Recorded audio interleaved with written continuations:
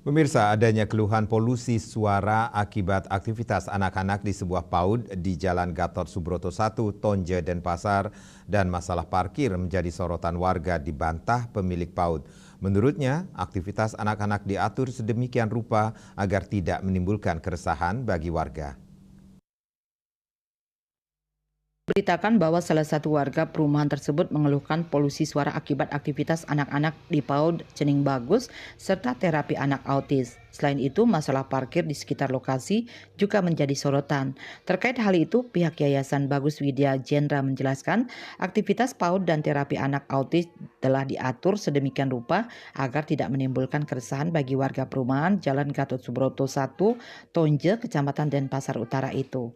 Sebagai hasil dari mediasi tersebut, beberapa langkah telah diambil, termasuk penataan parkir, pembangunan ruangan yang kedap suara, dan pengaturan laju kendaraan yang masuk dan keluar perumahan dengan kecepatan rendah. Selain itu, disepakati bahwa telah 5 tahun PAUD dan terapi anak autis akan dipindahkan ke wilayah Batu Bulan Gianyar.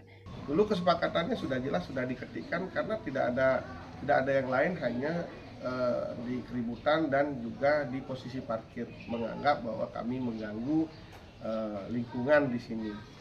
Padahal kesepakatannya sudah kami penuhi dari jam 8 sampai jam 4, jam 5 sudah clear saya prakteknya di yayasan juga sudah selesai, cuma menangani 1-2 orang yang sakit-sakit saja. Itu sudah saya benar-benar minimalisir. Dari 250 pasien, saya terus kurangi menjadi hari ini 180 pasien supaya tidak terjadi permasalahan yang lebih besar. Sementara itu, Kepala Lingkungan Banjar Tegasari Tonje Inyoman Sudarmo mengakui bahwa masih ada satu warga yang mengeluhkan aktivitas di tempat tersebut. Ia menyarankan warga tersebut untuk mengajukan surat pengaduan resmi agar dapat difasilitasi mediasi kedua setelah mediasi pertama 2 tahun lalu. Ia menekankan pentingnya komunikasi yang baik. Dari kelurahan sudah memfasilitasi untuk mediasi. Itu ada kesepakatan.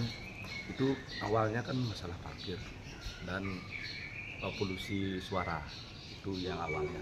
Nah, dari laporan Ibu Ketua Perumahan ke Tiang sebagai kepala lingkungan, khususnya intinya saya juga melaporkan ke atasan, ke Bapak Lurah untuk hal ini.